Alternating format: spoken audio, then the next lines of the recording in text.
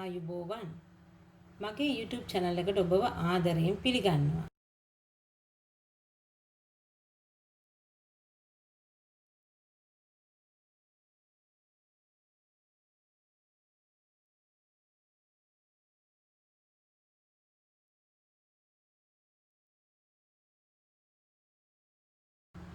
අද මම හදන්න යන්නේ ගම් පේස්ට් රෝස් පෙටල්ස්.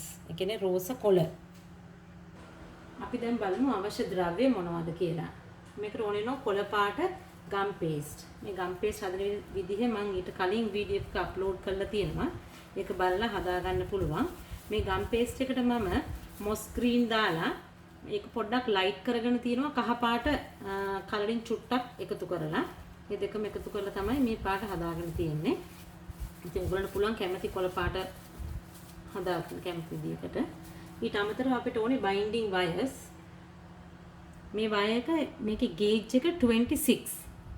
අපි කලින් බෙරිස් එහෙම කරා. ඒකට අපි පාවිච්චි කරේ 22. මේක 26. ඒකට වඩා හීනි. මේ අපිට හීනි කම්බියක් තමයි ඕනේ. ඒක අපි ගම් ටේප් කොළ පාට ෆ්ලෝරල් ටේප් එහෙම නැත්නම් ගම් ටේප් වලින් ඔතලා සකස් කරගෙන තියෙනවා. ඊට අමතරව අපිට ඕනේ කෝන්ෆ්ලා ටිකක්. වතුර එතකොට ටූල්ස් ඕන වෙනවා මේක ස්ප්‍රෙඩ් කරන්න. ඉතින් ඔයගොල්ලෝ ගා සමහරට ඇති මේ වගේ ලී එකක්, හීන එකක් එහෙම හරි කමක් නැහැ. එහෙම නැත්නම් මේ වගේ එකක් හරි පාවිච්චි කරන්න පුළුවන්. ඊට අමතරව අපිට ඕනේ ඒක රෆල් කරන්න. ඒ කියන්නේ රැලි කරන්න ඕන වෙනකොට අපිට බෝඩ් එකේ තියලා කරන්න පුළුවන්. එහෙම නැත්නම් මේ වගේ බෝඩ් එකක් පාවිච්චි කරන්නත් පුළුවන්. දැන් මේ රෝස් පෙට් එක පටන් ගන්න මම ගත්තා නිකන් කඩුලට එක තරම් ගම් පේස්ට් එකක්. ඒක අපි උඩ කොටස හීනි කරලා පල්ලෙහා කොටස ටිකක් මහතට තියාගන්න ඕනේ. මෙන්න මේ විදිහට. නිකන් ක්‍රිස්මස් ට්‍රී එක වගේ. ඊට පස්සේ අපි මේ කම්බිය වතුර වල පොඩ්ඩක් පොඟවලා ඊට පස්සේ මේක හිමීට අතුල් කරන්න ඕනේ. අතුල් කරද්දී අපිට දැනෙනවා ඇඟිල්ලට කොච්චර දුරක් යනවද කියලා. මේක මෙතනින් උඩට ගන්න යන්න එපා. ඒ ගානින්ම නවත්තන්න ඕනේ. නවත්තලා මේක මෙහෙම තද කරලා ලොක් කරගන්න ඕනේ. හරිද? ඊට පස්සේ මේක මෙහෙම යටිනුත් මේක ලොක් කරගන්න. ඊට පස්සේ අපි රෝස කොලේ හැඩයට මේක අතින් චුට්ටක් හදාගන්න.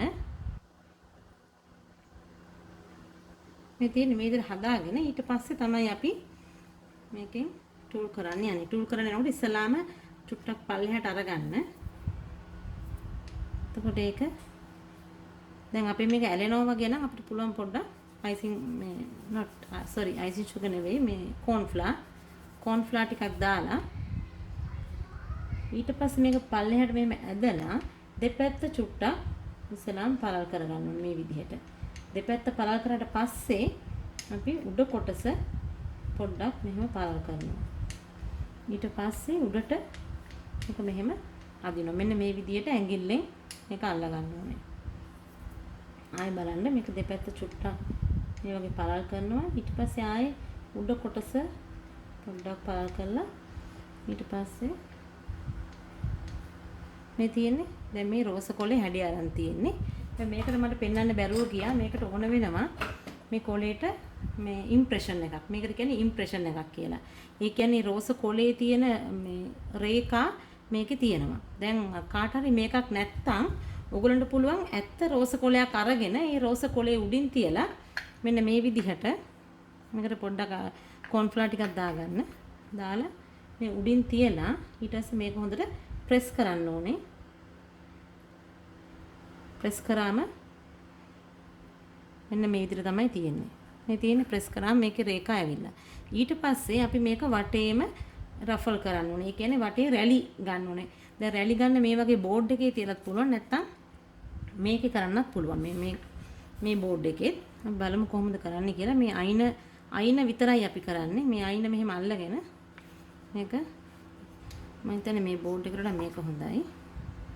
ඉතින් මේ අයින මේ විදිහට තියෙන අයින මෙහෙම තියලා මේක උඩින් ගෙනියන්න ඕනේ. ඇලෙනවා වගේ නම් ඔයගොල්ලෝ පුළුවන් කෝන්ෆ්ලා ටිකක් දාලා ඉතින් මේ විදිහට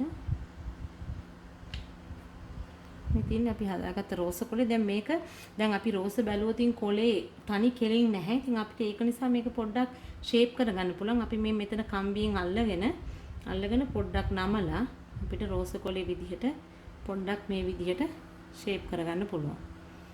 අපි ඊට පස්සේ මම පෙන්නන ඕගොල්ලන්ට කටර්ස් වලින් හදන විදිය ඊට පස්සේ තමයි මම පෙන්නන්නේ මේක ඩස්ට් කරන විදිය. දැන් අපි බලමු මේ වගේ රෝස කට එකකින් අපි කොහොමද රෝස් පෙටල් එක කපා ගන්න කියලා. දැන් ඒ සඳහා අපිට ඕනේ ගම් පේස්ට් එක ටිකක් ලොකුවට අර කලින් වගේ පොඩි එකක් නෙවෙයි ටිකක් ලොකුවට අවශ්‍ය වෙනවා. ඒකත් ඒ ෂේප් එකටම හදා ගන්න ඕනේ. මේ වගේ උඩ කොටස හීනි පහළ කොටස පොඩ්ඩක් ඝනකම් වැඩියෙන්. දැන් ඒ කම්බියකටම මේ ගේජ් 26 කම්බියකටම මෙහෙම දාලා පුළුවන් තරම් උඩට ගේන්න මෙතන එළියට එන්නේ නැති වෙන්න. ඊට පස්සේ මෙහෙම අතින් ෂේප් එක හදා ගන්න ඕනේ. මේ විදියට මෙතන යට කොටස පොඩ්ඩක් තද කරගන්න. අපි ෂේප් එක හදාගෙන තියෙන මේ විදියට. දැන් අපි මේක ස්ප්‍රෙඩ් කරගන්න ඕනේ. ඉස්සලාම් පල්ලෙහාට ස්ප්‍රෙඩ් කරගන්න. ඊට පස්සේ මේ දෙපැත්ත තමයි ඊට පස්සේ ස්ප්‍රෙඩ් කරගන්න ඕනේ. දැන් මේක ස්ප්‍රෙඩ් කරනකොට මේ කම්බිය උඩට වැඩි තියන්න යන්න එපා ටූල් එක. එතකොට එතනින් කඩලා යන්න පුළුවන්. ඒ මේ කම් පේස්ට් එක ගැලවිලා එන්න පුළුවන් එතනින්. මේ දෙපැත්ත තමයි අපි කරන්නේ මෙන්න මේ විදිහට. කරලා ඊට පස්සේ උඩ අතට මේක ඇම්පිසේ වම් අතින් අල්ලගන්න. වම් අතින් අල්ලගෙන මේ විදිහට මේක ස්ප්‍රෙඩ් කරගන්න.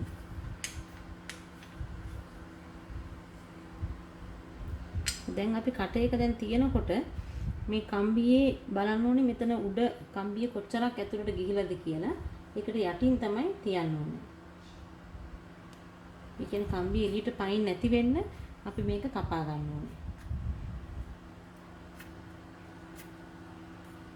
ඊට මේක කපා ගත්තට පස්සේ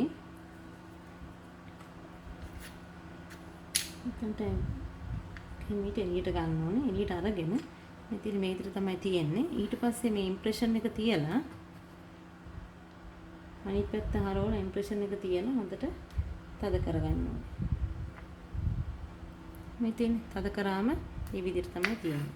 ඊට පස්සේ මේක අර කලින් ආකාරයටම මේ අයින මේ වගේ රෆල් කරගන්න. හිමීට මෙහෙම ඒක රෝල් කරගන්න ඕනේ. මේ තියෙන රෝල් කරනවා. හොඳට දැරෙනවා නම් කෝන් ෆ්ලවර් ටිකක් දාගන්න මේ විදිහට රෝල් කරන්න ඕනේ. මේ තියෙන්නේ. ඕකේ. රෝල් කරලා ඒකත් කලින් විදිහටම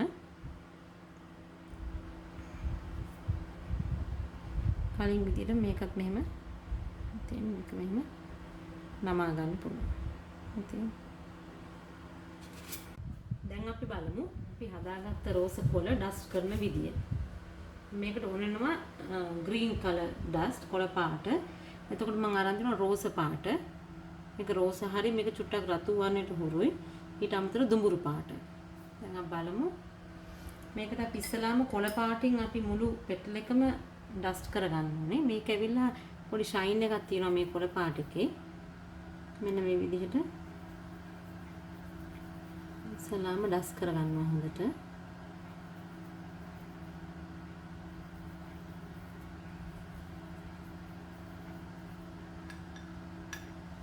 ඊට පස්සේ රෝස පාට අරගෙන මේක මුළු පෙටල් එකම යන්නේ නැහැ. මේක තනින් තන විතරයි. මේක අපි කරන්නේ පොඩි ෂේඩ් එකක් දෙන්න.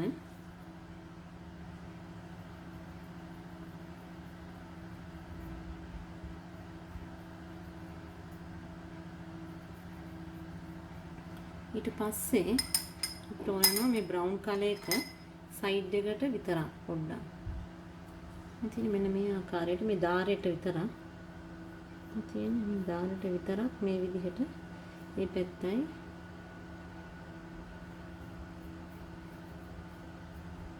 මේ එක්සස් වැඩිපුර එවුවා මෙහෙම ගසලා අයින් කරන්න. ඉතින් මෙන්න මේ විදිහට තමයි මේක තියෙන්නේ. අපි දැන් ඊළඟට බලමු මම කට එකෙන් හදපු පෙටල් එක කොහොමද කරන්නේ කියලා. ඒකත් ඒ විදිහමයි. ඊට කලින් අපිට මෙතන තියෙනවා නම් කෝන් ෆ්ලවර් අපි ඒක අයින් කරගන්න ඕනේ.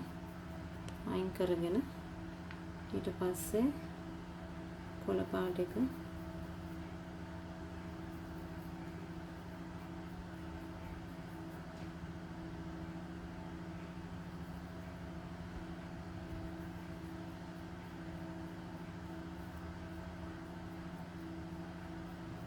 ඉතින් කොළ පාට ගෑවට පස්සේ රෝස පාට එක පොඩ්ඩක් මේ විදිහට මෙතන ටච් කරන්න ඕනේ.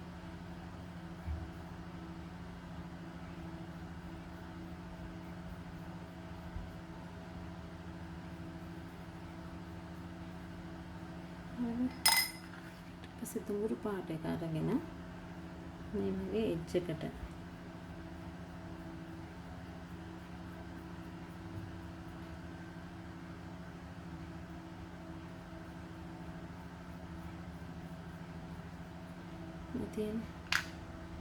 මේ විදියට හදාගන්න.